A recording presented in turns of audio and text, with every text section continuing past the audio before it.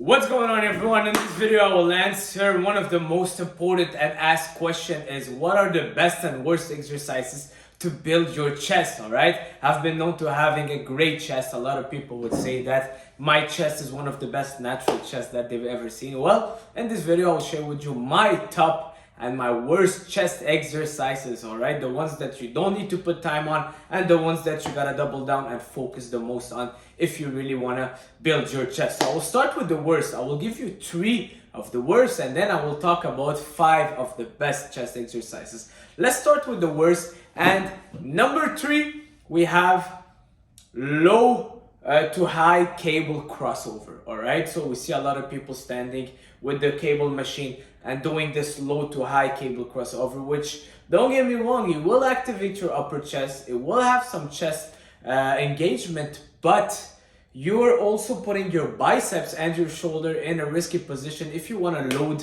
and you want to really give your chest enough load and enough weight, you'll be putting a lot of tension on your chest, on your biceps. A lot of people do it and they start flexing and extending their arms, so they're focusing and they're working their biceps. I don't really recommend it. It's not an exercise that I would do. And even when you're feeling your chest activating, you're basically just getting blood in there. It's not doing much. I would rather do any other chest incline press instead of this one. Like I said, the risk of injury is high if you're putting enough tension and enough load. I don't like it. A lot of people do it wrong also, so they're not activating their chest well. So low to high cable crossover.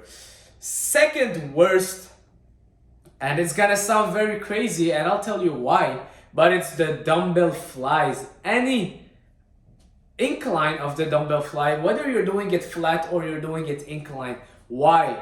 Because most people don't know how to do it properly. I've seen a lot of footage of Arnold using the dumbbell fly, but he was doing it in a way that keeps the tension on his chest, and he wasn't going all the way up, and he was coming down to a point where it's mostly his chest activating, and he had that really crazy mind muscle connection. But most people, all right, most of the people in the gym, they would be doing their dumbbell flies, feeling their shoulders a lot. Their shoulder is out of place. They think that they're working their chest, but they're basically just working their shoulders, and it's not a very good position to be in. I do it also, why I don't like to do it is because also with dumbbells, the tension on your chest is very limited. So basically as soon as you surpass that area, you're putting more tension on your shoulders. It's not really the best to keep the tension on the chest. I don't really like it very much. I never do dumbbell flies. I always switch it with cables because the tension,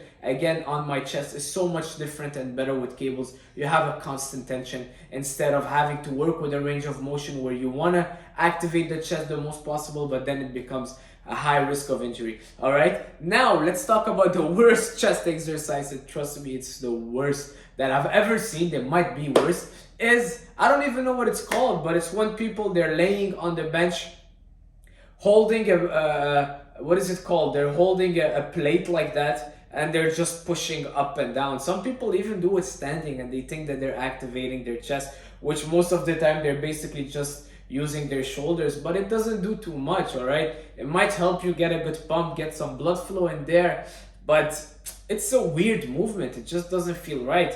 I'm sure you guys know what I'm talking about when people are holding a plate like that and they're just going up and down. I don't really like that exercise. It's good just if you want to really squeeze. You can just squeeze your chest and you'll feel the same sensation, but when you have a weight, the risk of injury is also high, and I don't think it does much to your chest. All right, if you want to go heavy, you'll end up just feeling your biceps and your shoulders. So those are the worst. Let's talk about the best. Everyone want to hear the best. I'll also go from the lowest ranked, in my opinion, to the best. Let's start with number 5. All right, the bench press. Yes, the bench press is a good chest exercise. It's one of the basic movements and the foundation. It's gonna help you build down foundation. It's one of the old school big lifts. I love the bench press. Why I put it in 5? Because a lot of people don't do it the right way and they'll be ego lifting. They're going too heavy. But doing the bench the right way, then it's of course one of the top exercises. All right, it's a very good exercise. Don't go too heavy. Don't do the mistake of just going for a PR. It won't do much for you. If you're trying to build muscle mass, you want to go for those reps, at least 8 reps. Mind muscle connection, time under tension, slow down, and don't ego lift. A lot of people ego lift on the bench press, so it's in my number 5. Great exercise. I add it every chest session that I would work out. I don't go heavy. Number 4, cable crossover high to low. I love this exercise, the cable crossover, going from high to low, squeezing 1 second, high to low, squeezing 1 second. Every time you go from high to low, you're working your lower chest. And I really love the feel it's giving me. It's not putting a lot of pressure on my biceps or shoulders, but I feel everything in my chest allows me to really squeeze well when I have cables as opposed to having dumbbells. And I really feel it so well. Remember guys, a muscle that you don't feel can't grow. You have to feel your muscles, you have to feel that activation, feel your chest working, feel that pump, feel that burn, but also feel your fibers working. All right, it's not about just having a pump or just pushing heavy weights, but a combination of both. Now, number 3, it's another flying movement, and it's the pec deck fly. All right, so basically sitting on a machine and doing flies flat. This is my first exercise when I'm working chest every single time. I love pre-exhausting my chest when I'm training. And I always, what means pre-exhausting? Well, basically, I will do an exercise to fatigue it before my presses. And I always use the flat machine fly, so the pec deck fly machine, all right? Pre-exhaustion, let's get a little bit into that, will help you warm up your chest. So basically I'm pre-exhausting my chest with the flies before going on the presses. I warm up my chest, activate it better, all right, lower the risk of injury, get some blood in there, activate the fibers before going on the presses, and then my chest is already exhausted. I don't need to go as heavy when I'm doing my presses. So that is why I love pre-exhaustion. I love doing that every time before I do my bench press. It allows me to go lighter. Yes, on my ego, it might feel like, oh, people are seeing me only benching 1 plate and they think I'm weak, but I don't care. I feel my chest so much more when I'm benching after I pre-exhaust them with flies. So, machine, fly, pec deck. I love this exercise. I always start my workout with. Number 2 top chest movement for me is the push-ups. Many variation of push-ups. You can do them decline, incline, regular push-ups. A lot of people didn't even master their push-ups, all right, and they're still trying to push heavy weights.